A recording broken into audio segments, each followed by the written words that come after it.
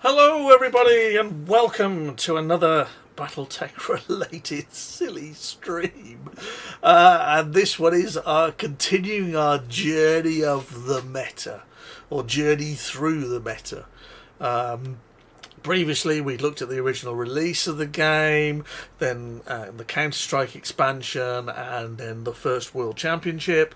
Various decks. We looked at the winning deck. We looked at swarm decks. We looked at some of the other stuff that was going on, and that was about August time. And then I think it was November before Christmas. A Mercenaries was released. And I'm sure there are loads and loads of people looking forward to another expansion. Loads of good cards. As I said last time when we looked at the content, the balance is wrong in the respect that there's like 60 inner sphere cards and like 20 clan cards. And okay, fine, I appreciate that they're selling all the mercenaries and the contracts and all that kind of stuff, and then you need to have cards to support it. But in compensation, the clan got relatively little, and what they got was generally rubbish.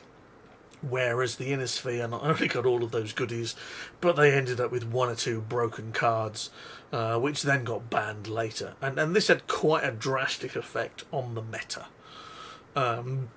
If you remember back to the first World Championship, you got Peter Sundholm winning with a Wolf Hunter deck. Not the swarm deck that was described in Julie's magazine. Talk about not knowing what the meta was like. A Wolf Hunter deck, or Fast Hunter, or Resource Denial, call it what you want. And generally the best deck there came third. It was Yik Swarm. It was really well thought out, really well put together, etc., etc. And to that extent, I'm just going to tweak the microphone slightly, just to give you a bit more vol. Cool. So Yik Swarm was great. And the thing with Mercenaries is everyone looked at the Yik Swarm and thought, oh, that's a pretty good deck. And then they released the incredibly broken Night Sky, which only just made it better. That's all it did. It made that deck better. And everybody started playing Swarm decks. And at this point, Clan was broken, in my opinion. Yes, it was really fast and really powerful at the start. Speed was king. But as the Inner Sphere developed over scenario campaign releases, that's the word I'm looking for. Too many things going on here. Releases. Then the Inner Sphere just got more and more cards, and on the standard range of for every 5 rubbish cards you get 5 mediocre cards and 1 good card. Just from sheer volume, they got much better cards. And clan the days of the clan being dominant were over, and this is arguably earlier than that, because most people have, when they release a card game, they have the first 2 or 3 expansions ready to print anyway, pretty much, or just iron out and then deliver. So this was set in stone by Wizards of the Coast beforehand. So we. I have one of those seats that slowly goes down over time, and I'm just gonna pop that up again. And in a few minutes, you will probably find that my head will just appear above the bottom of the screen. Apologies for that. So the point of today, I was going to jump to Mercenaries, and then I thought, sorry, not Mercenaries, Mech Warrior, which is probably the best expansion. In fact, it is the best expansion. I'm going to go out on a limb and say it is the best expansion. I know Crusade is good, but people haven't explored Crusade as much, and Crusade didn't have as much of an effect on the meta as Mech Warrior did. But there's a time in between Mercenaries and Mech Warrior. Mercenaries was there in November after the Worlds in August, and then Mech Warrior came out the following year about March time. Or was it February time? March time, and then you had Arsenal pop up May time before Worlds in August, or roughly about that. And there's a load of debacle to come into there. So on our grand timeline, we are probably just about post-Christmas 1998. And there are various articles that were released, and Duelist didn't seem to pick up a lot. I've shown you the Mercenary articles in the last one, whether it was the timing with 3 months and whether MechWarrior came out, but the next post is basically MechWarrior's released. Whereas last time it was Mercenaries is released. There's not a great deal in between. However, what you did get in between was this. Yes, paper versions. Paper versions of stuff. This is from Vault magazine, which is an online article. And I actually have this in an alternative non-paper format. I don't have all of the article because there's pages and pages and pages of it. It's a 2-part article. And I'm not sure I've got all of it. And then there's follow-up which we'll deal with and other things. But I do have the first part here in a PDF or an HTML or a saved version of the web page from the Vault magazine. So we're going to have a look at this. And this article is written, or it was part of a series of articles written by Dennis Brooks. And for those of you that have watched some of my earlier streams, Dennis Brooks got the most highly commended or innovative deck in the 97 World Championship. I've actually done it and covered it and looked at it. Okay, and he used to post on Alpha Strike as Phelan, that was his handle, and he's I do like this. There we go. Always be reaching my email address, which they don't seem to have included, which I seem to recall is something like FenrisFan1 or something or other at AOL.com. Possibly that might even be. There we go, FenrisFan1 at AOL.com. And he used to post on Alpha Strike as Phelan. And he wrote a number of articles, I think there are about 4 in total. And this was part of his How to Choose a House or Clan. The previous one was How to Choose a House or Clan 1. I'm not sure how to choose. It should be the title of the article because it doesn't really tell you how to choose anything. It just basically says these are the factions. This is what they're good at, and here are some decks. And here are some decks that he won tournaments with, and he's quite famous in that circle stroke community for actually winning tournaments with every faction, and that includes Wolf's Dragoons. Completed with Wolf's Dragoons and then went over and won in Comstar. I'm not sure how good the competition in the area was. I can't say, but he won a regular current. I think they had tournaments once a week or once a month or something like that. Probably about once a month, and he won with everything. He's won with each faction, and these are his decks. And I think this is where the meta is. Now, we need to take this with a little pinch of salt because the eagle-eyed among you have already seen that Phantom B is on this list, and that is a MechWarrior card, and that's actually not even released at our point of time. That's not my point. I'm not arguing the semantics here. What I want to look at is what the meta looked like, what people were putting in decks. And some of this is quite good, and some of this is just downright awful. And some of this I'm just looking and thinking, how the hell did you win a tournament with this? Somebody else must have been playing with some quite pretty crazy stuff. Okay, so this article I've got as PDF. I've also got, as I've said, the paper version. I've promised to put everything together at the end. I will do so. I will probably have to spend time scanning this because this is both parts of the article, whereas the version in front on your screen is only one part of it. So this is his Clan Wolf deck, his Clan Falcon, Jade Falcon, Green Budgies, Ghost Bear and Smoke Jag. And these are the 4 clan decks that he put together. That paper article I've got includes the Inner Sphere ones, which I don't have as an electronic version. I will get for you. But what I have done is transcribe these into Lackey so that we can actually have a look at them in a bit more detail. What the hell? Oh, I've clicked the wrong button. So let's... It always happens, doesn't it? Something comes up and it's not what you want, and I've clicked the wrong button, and this is what we're looking at. Okay, so this is his Clan Wolf deck. Okay, and if I remember rightly, Jenna is also a MechWarrior card. Yes, so there are definitely 2 Mech Warrior units in this deck, and you can see my chin is touching the bottom of the screen. My chair has dropped again. Okay, so we're going to start off, and you can see where the origins are here.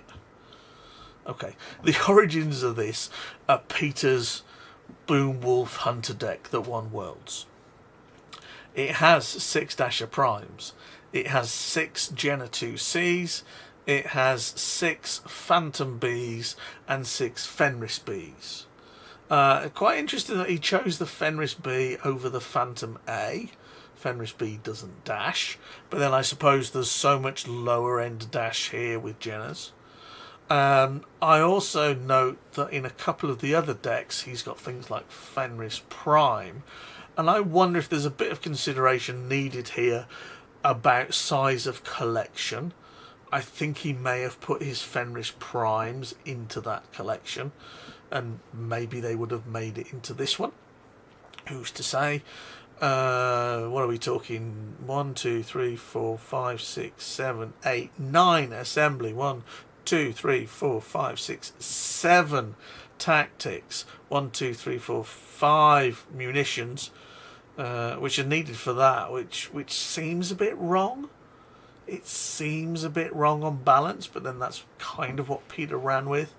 Heavy fog to protect from swarms, pushing the envelope to help deal damage. 2 black markets, which you can't fish for. War funds doesn't exist at this point, so 2 black markets is probably okay. You might argue, and you see it in a few of the other decks, that they should have 3. 2 black markets is all right until you let a dasher through and it kills a black market, Solaris contacts, and a black market, or you've already lost a black market and it kills Solaris, black market, Solaris, which is what happened to me in a championship once. And then 1, 2, 3, 4 heavy fogs. Again, this is a Mech Warrior card because the trains weren't really out yet. But you can see where the origins are coming from. This is Peter's fog deck to prevent swarms dealing damage. This is the fast resource killer, and the bit more durability with the Fenrises. And there is 1 copy of Tash. Natasha Kerensky makes it into a deck. Headband and all, the Black Widow. She still seems really expensive for 5. She really seems expensive for 5. If her ability said roll a dice and stick her on a tapped mech somewhere else, and you kept her on the table, that'd be crazy. But otherwise she seems very expensive for what she does with 3 initiative, 3 attack. And bringing her back into your hand means you've only got to go and spend those 5 resources again, when maybe you probably want a Fenris D on the table again. So this is very much the origins of taking Peter's deck to more extremes. Peter never ran Fog Shrouded Moors, although it wasn't available. I don't think he ever ran it in his Wolf decks. And remember that the version in 1999 was Dave Hymas's version, and Dave Hymas always had a Fog Shrouded Moors somewhere. It was even in his Inner Sphere Swarm decks, he would have a Fog Shrouded Moors, if only to stick on his command post to stop people hunting his resources. So that's very much a Dave trait. Whether that was in Peter's deck, I'm not sure. Only Peter can tell you that. But you can see the origins here of what later became Fog Wolf. Yes, and I haven't done that deck yet. It will be done because I've got Mech Warrior, and then that, and then I've got Arsenal and all the outpourings of that, and then I've got the R&D challenge to do, and that was won by a Fog Wolf deck, and I'm going to do it there. And I'm now going to sort my chair out again. So that was his Wolf deck. Okay, there we go. So let's have a look at what we've got left. Let's look at the Jade Falcon deck. And surprise, surprise, this is a missile swarm deck, basically. Low cost, lots of missiles, chuck them out, stack them high, sell them cheap. 6 Ulla Ds, 130 missile 3. 6 Mandrills, 151 slow missile 3 jump. The Black Hawk D, 2 cost, 070 missile 2 jump, I can't use jump. Puma A, 4 of those, missile 3s, quite nasty, 151s. And then 6 Puma C's, missile 2, Narc. And for those of you that have followed the missile analysis I did, Narc is great when it's on a unit. It doesn't have as much value when you're playing a separate card. He's playing Narc Retrofit. He's playing 4 of them. Okay, I'm assuming it's 4 of those to go on the Puma A's. That would make sense. It does draw a card. No, it doesn't draw a card, but it is a free deploy. The effects of Narc are about 0.6 of a damage to each unit, so maybe it gets this up from a 151 to about a 155 damage-wise. Crazy resources. 1, 2, 3, 4, 5, 6, 7, 8 assembly. 1, 2, 3, 4, 5, 6, 7, 8 munitions. 8 assembly, 8 missions, 6 think tanks. I know why they're there, because he's running 2 black markets, 3 feints, and 3 creative terraformings. Okay, feint is very good in this kind of deck because one of the ways of dealing with a missile mech deck is to hunt the units, and if they're hunted, feint is actually really good. It says choose one of your mechs, roll a die, 1 nothing happens, 2 to 6 prevent all damage dealt and received by that mech. So it stops them stops them killing your missile boat, and it's very useful here. The creative terraforming's main deck are probably indicative of the player base at the time, people being afraid of missile decks, so everybody had a point defense system in there. And the fact that they're actually main deck as opposed to sideboard kind of references that. And I think it also kind of hints at the 1999 Shyster's Gorge Master, that sometimes it's worth putting something in the main deck that you might have put in the sideboard. And that's what Tom Smith did. He took a Rocky Gorge out of his sideboard and put it in the main deck and dropped a Saladin on the grounds that if I put it out and get 2 damage out of it on every other unit, that can't be bad.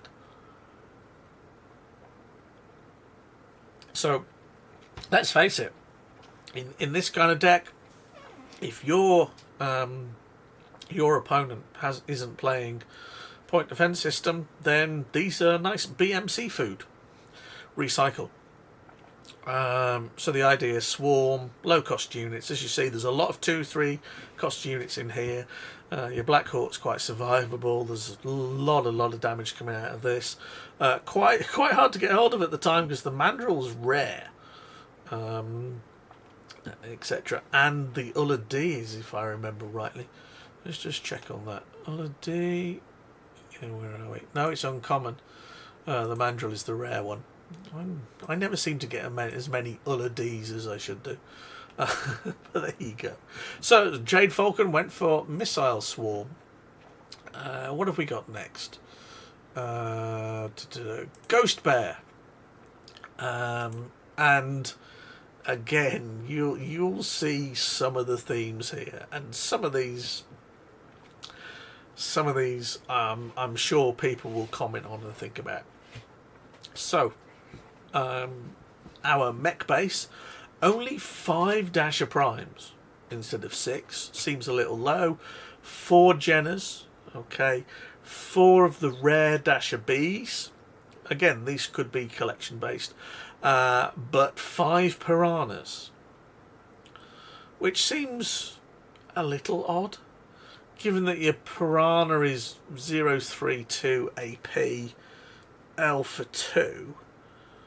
then it does 3 damage against a site, and if you alpha it, it does 3 damage.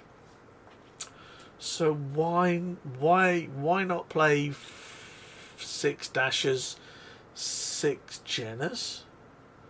It seems odd. Okay, it's 2 cost instead of 3 cost, but you're building your curve. It seems odd because if you get this on a site, it does 3 with the AP. If you alpha it, it does 3. Your Jenner does 3 naturally. Your Dasher does 3 naturally. The only thing is, it's kind of the halfway house in between. Halfway house in between the two. It's a 0-3-2. So it has 3 health, which makes it a bit more survivable opposed to the Dasher. But it has 2 attack, which kind of makes it slightly less than the Jenner, unless you trigger one of the AP or Alpha. And obviously Alpha makes it vulnerable. So it seems a bit wonky. I'm not sure if it's quite right. And we're running 1, 2, 3, 4, 5, 6, 7, 8 assembly, 6 munitions, and 8 tactics. Which, given that this jumps, that doesn't, and the dragonflies jump, you might argue that maybe it should be 1 less tactics, 1 more munitions, given he's running Piranha and Jenners.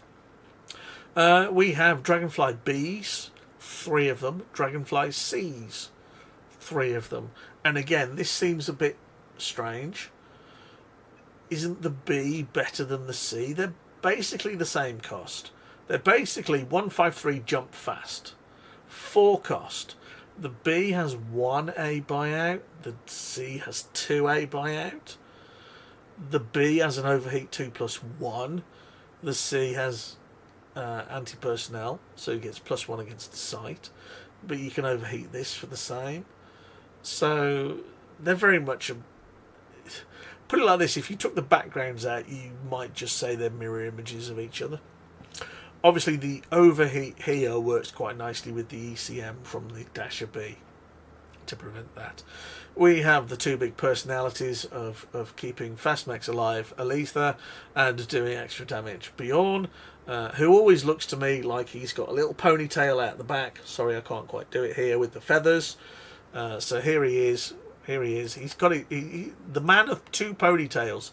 Here's the 1 ponytail, and you got the white feathers of the Ghost Bear ponytail out the back. Okay, and then finally, and nice to see, although a little expensive, the Grendel Prime, a 165 overheat 2+2, a resource killer on its own. And it jumps. And if you get your deployment right and you've got enough units, you can get this out on about turn 3, etc, etc. You go 1 Grendel, 2 more resources, 4 on the Grendel, then it's definitely out next turn. So you can get it out quite quick. And to fit with this, 2 black markets, 2 superior navs, which work well with our dashing units, 3 pushing the envelopes, and 3 risky combat jumps. I think this evolved into arguably more Dragonfly risky combat type deck, and dropped the munitions over time. And then when the elementals appeared in Arsenal, it incorporated the logistics required for the elementals and dropped a few T, because you don't need that much T because of most of these jumps. And Bjorn got dropped because he's too expensive, but Aletha, only 1 cost between them. And there's your Ghost Bear deck. Next up, to complete the set, we have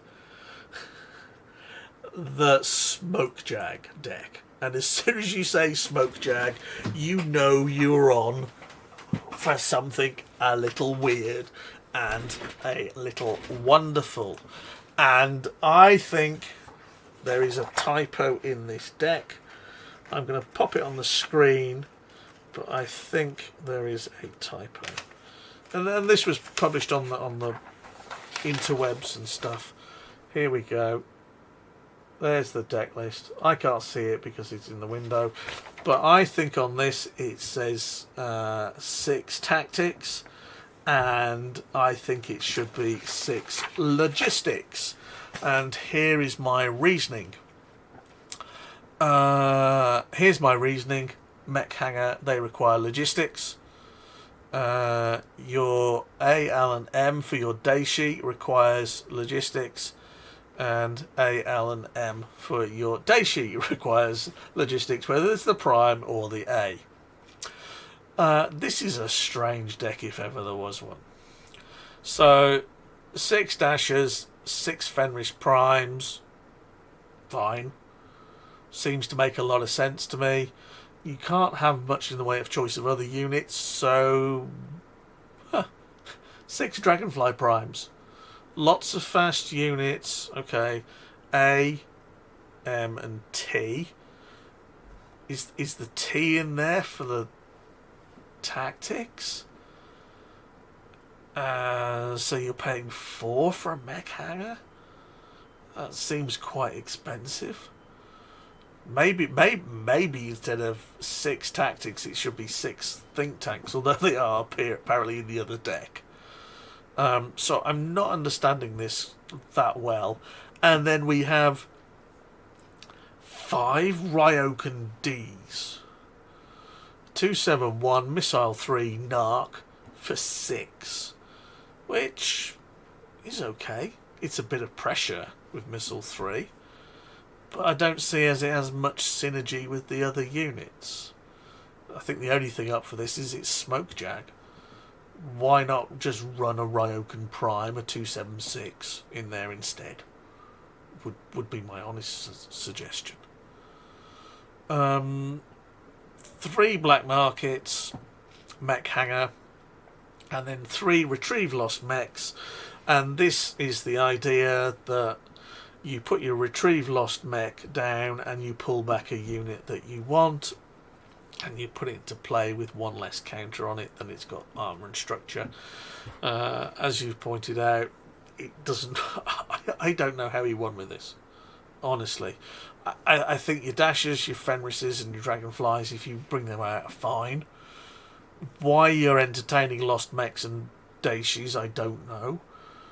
Why aren't you just running 5 Man of War Primes and then a few Ryokans in there? And I think it'd be a much better deck. If you want to keep your mech hangar, that's fine. You could get that down to A and T. You could have a few missions. Don't know. Really am stumped on this. How this won a tournament, again, not overly sure. So, next up, we'll move on to the Inner Sphere stuff. And we will start... Where are we? Oh, hold on a second. Where am I looking at? Ghost Bridges, layout, Marex. Let's look at the Steiner one. Now, you may remember that in the previous, or one of the earlier ones, we looked at Terry Bora's Steiner McMallet deck, which he didn't say wasn't very good, and we both agreed was all over the place. So hidden in the corner down here behind me, we have 4 Bear of Mackenzie Hammers, as you would expect in a Steiner McMallet deck. Melissa, which is the single cost to recycle everything. Adam to untap and have another go. And 1 Black Market, because you're running 1 Melissa. And these are pre-Commander's Edition days, so the 6 Mongoose that you would expect are in there. The 6 broken 2-cost Night Skies are in there. And there are 6 Wolfhounds in there. And that's incredibly strong at 1, 2 and 3. As long as you can pull a resource or 2 here and there, you're going to have a pretty decent start to the game. To put on our bearers, we have the 9S Zeus, 273 Overheat 2, or the big Banshee, which hurts even more, a 393. The Overheat 4 just does 1 structure to get you to 8 damage on that, which is quite nice. And fitting in with that, we have 1, 2, 3, 4, 5, 6, 7, 8, 9. Is it 10 assemblies? 10 assemblies, yes.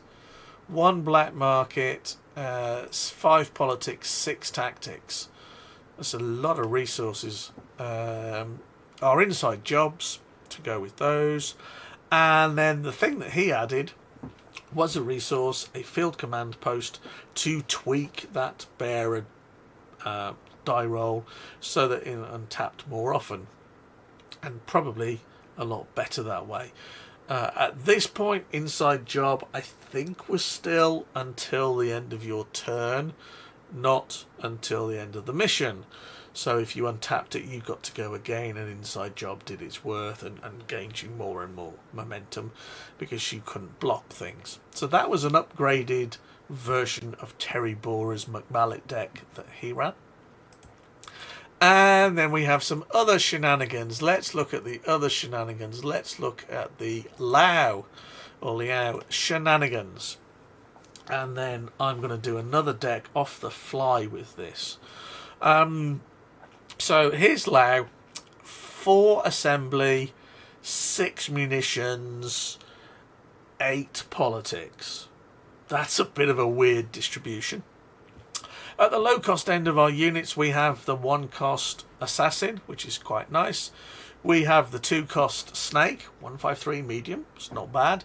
We have the 3 cost exterminator, 273 jump anti-missile. I do like this.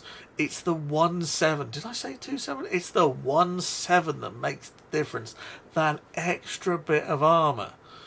Lucky old Night Sky, hey? And then at 4 cost, we have 6 of the rare Lancelots, 254 overheat 4+1. I mean, the overheat's pretty horrific, but it is quite nice.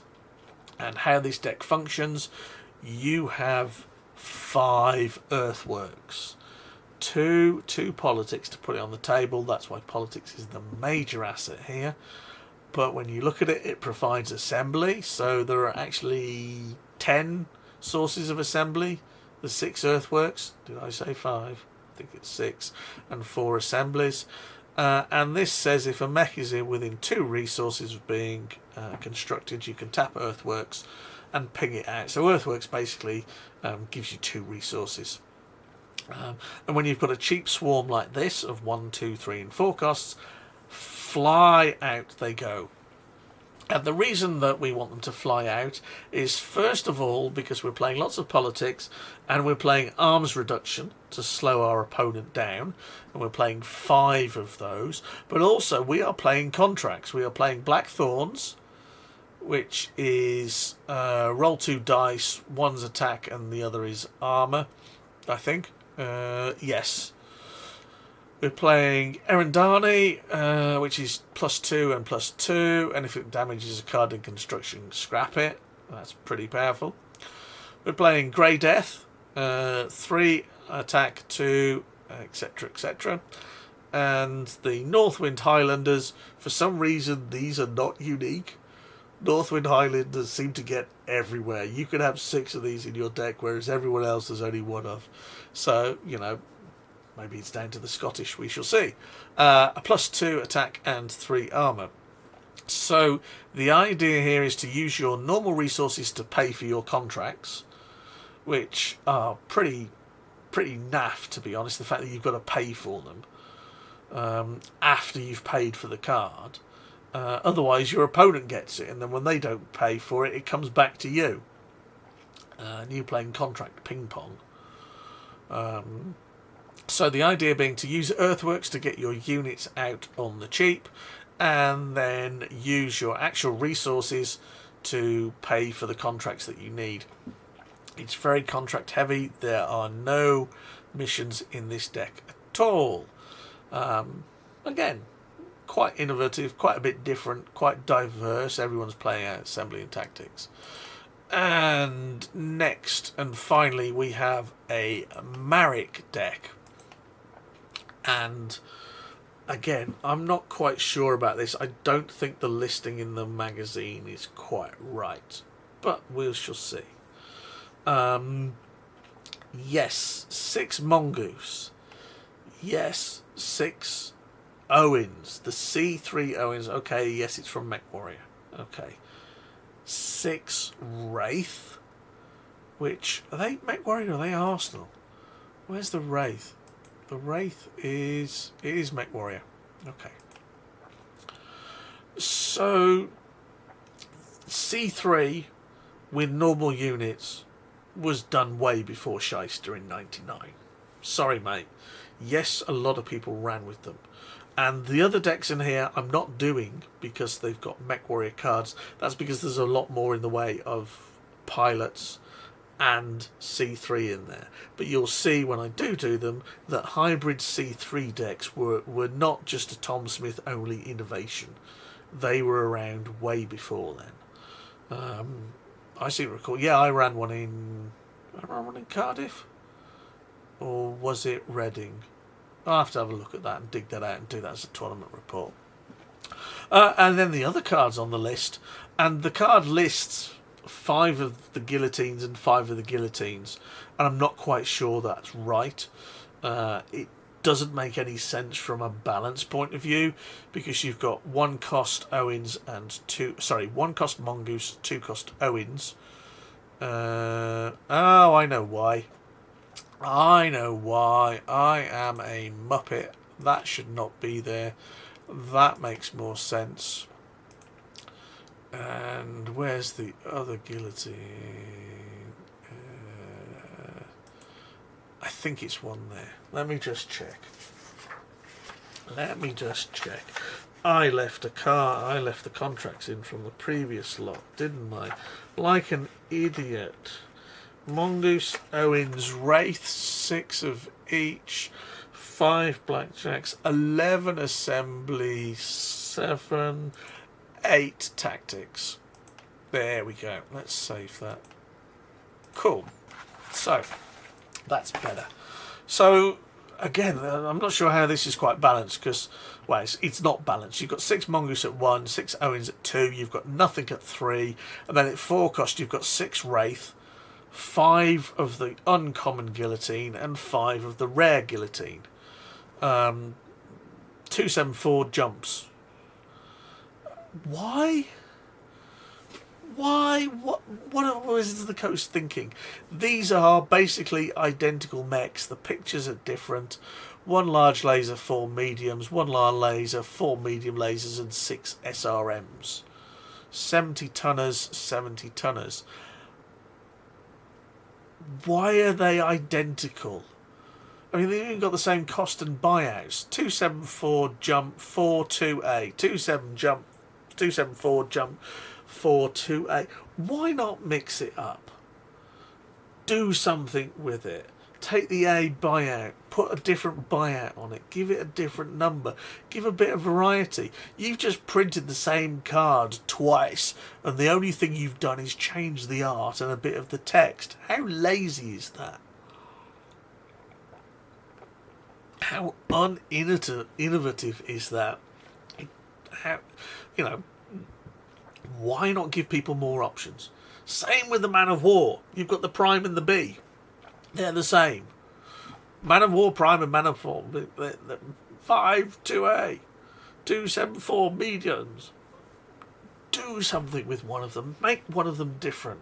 If you make the Wolf one different and boost Wolf, or make the Prime different and boost the rest of them. Take the A buyout off the Prime.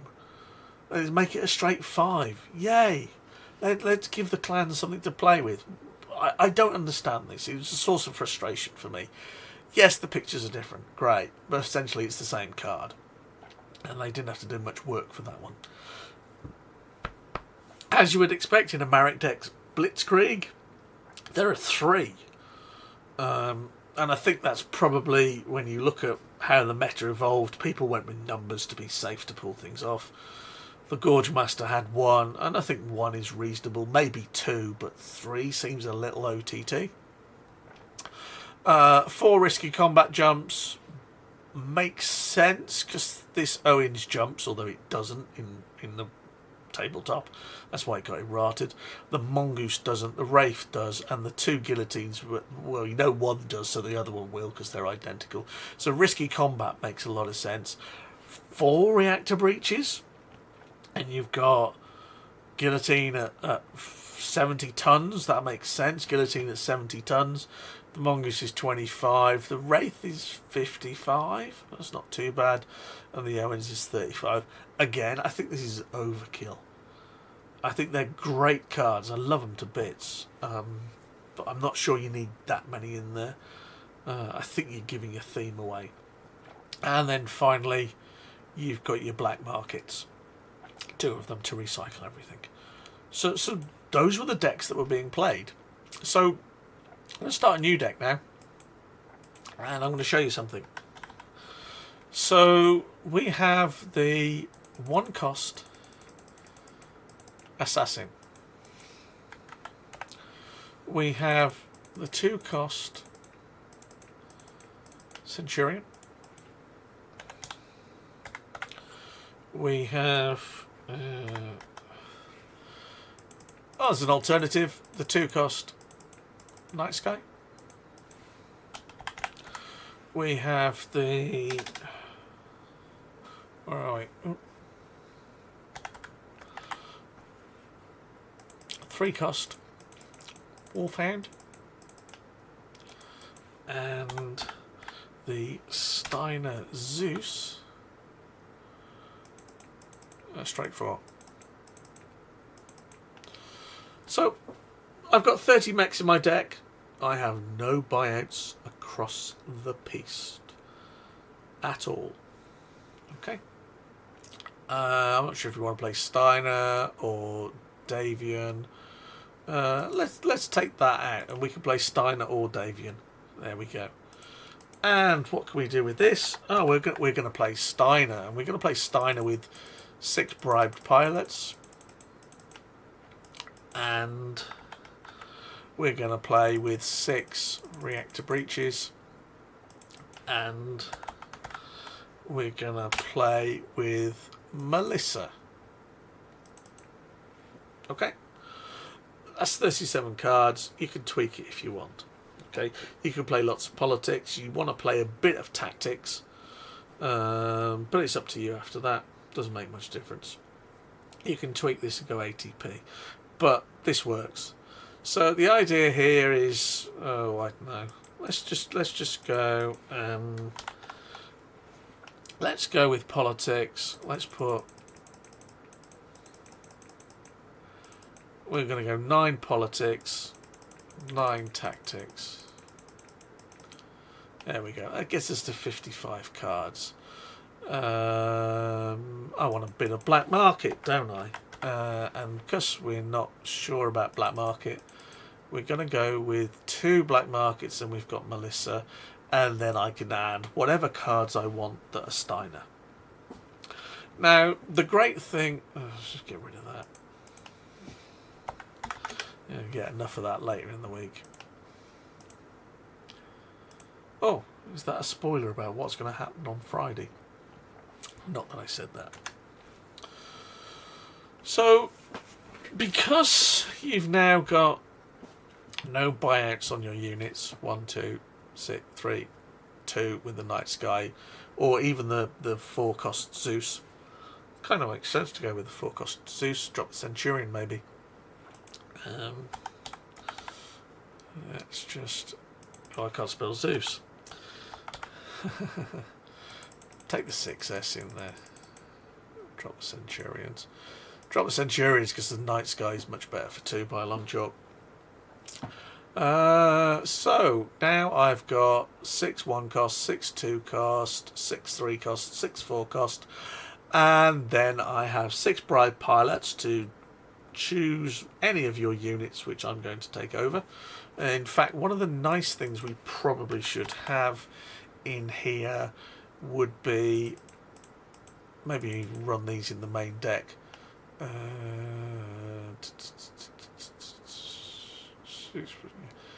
Yeah, put 2 assassinations in the main deck, because if you want to kill a unit and it's got a pilot on it, it's a pain in the backside.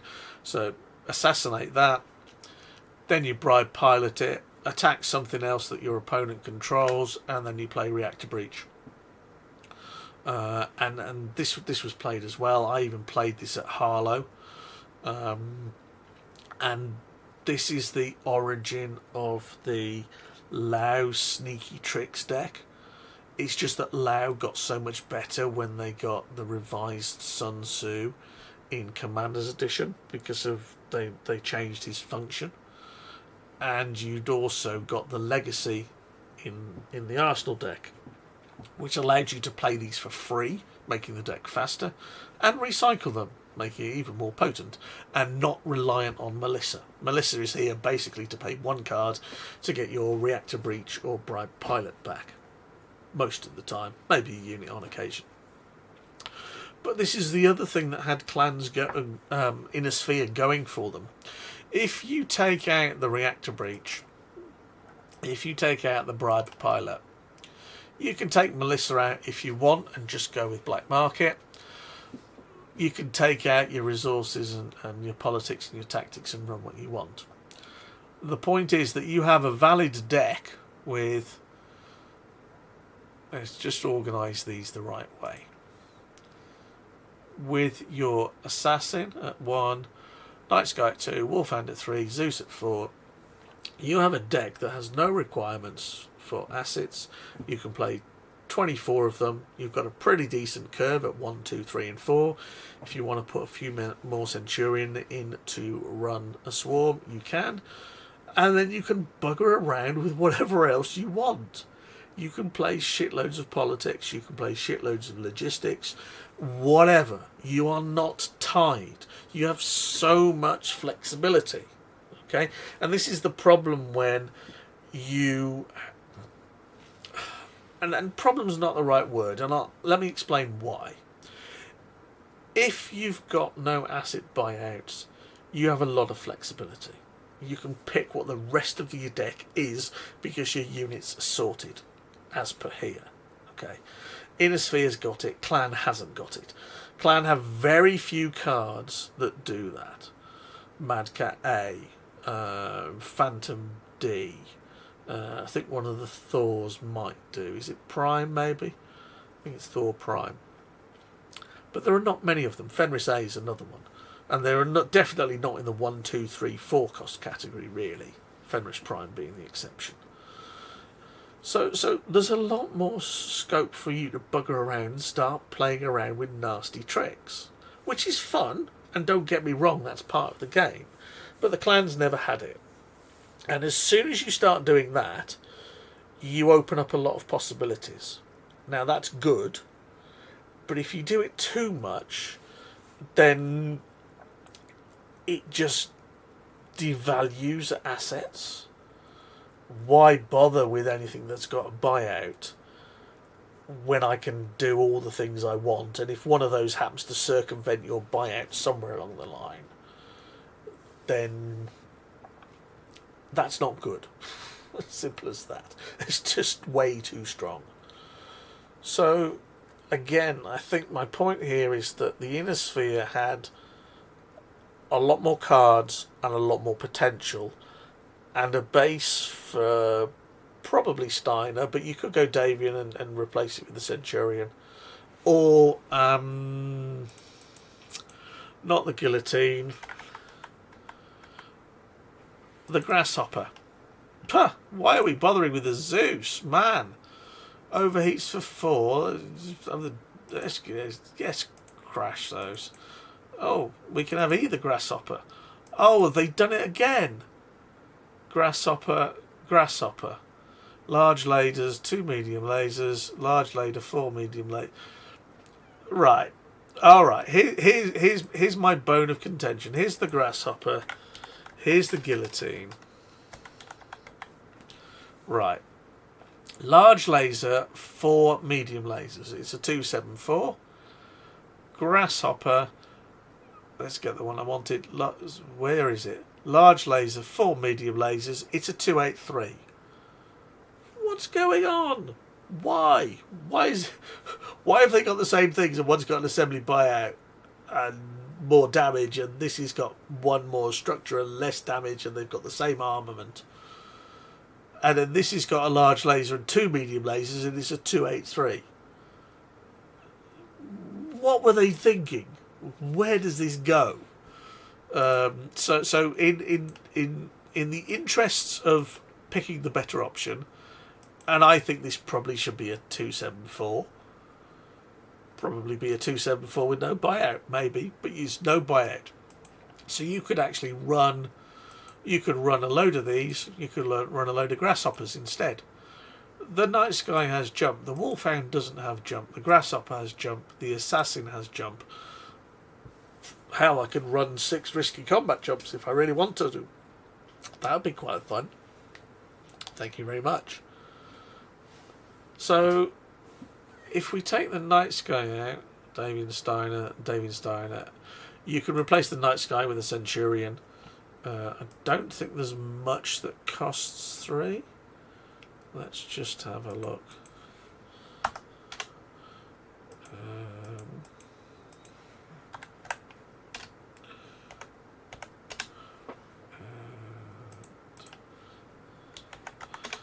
That does unit. Oh, of course, because they're all compartmentalised. It picks up anything with 3 in it. I hate that. The cost filter contains a 3A. I really wish assembly, munitions and tactics, logistics, politics was spread out across here. It'd be so much better. But where are we? Dervish? It has jump as well. Well, we could have some fun here now, couldn't we? We could run munitions and tactics. We could put our 6 dervishes in. We could put our centurions in, maybe. Drop that. You could run an alpha with it. This has got missiles and overheat. My point is that there are so many inner sphere units that do not have buyouts that you can really start screwing around with some of the other themes. You can play a munitions based deck.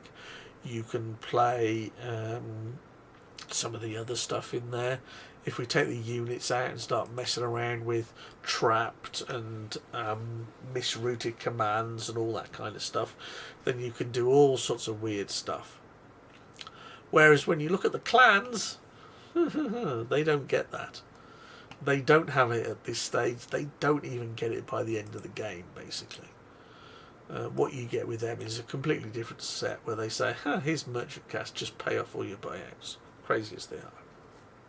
So, anyway, that's enough of my warbling about the meta after Mercenaries. It moved on. The Wolf deck had moved on, although it really doesn't come into fruition until we get to Mech Warrior. We'll see that next time. The Bearer deck had moved up. It was a bit more reliable. The Swarm deck had got the Night Sky and just crazily went everywhere. Some of the other things were going on you would not play now, or they would feature on Gustaf Olsson's kitchen table because they've now become that type of deck. But what you've got to remember is you only had Limited, you only had Counter-Strike, you only had Mercenaries. Your card pool is reduced, and therefore some of those kind of things, some of those janky mechanisms or whatever else, were actually a lot stronger because there weren't many counters of them, or there weren't other cards that were just downright better. Power creep always happens, but there weren't other options, so people played with them.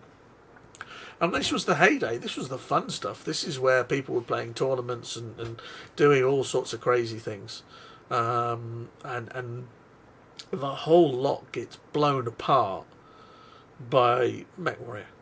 Full stop. The content in Mech Warrior is downright great. Some of it is downright broken, but there are not many cards in Mech Warrior that you would say are not that good or never featured in a deck. You know, when you look at Counter-Strike, you probably go through and think there's a lot of cards here that never even made it to a deck. They stayed in their binder for their life. They are binder fodder. When you look at Mech Warrior, there are not many cards in Mech Warrior. The things that it brought, pilots, C3, dashing units, terrains, all of that changed the game quite drastically. But that's next time, guys. So I will see you on another day for another cast, and in the meantime I wish you all the very best and tell you to look after yourselves, because it's a big bad world out there. Take care. See you soon.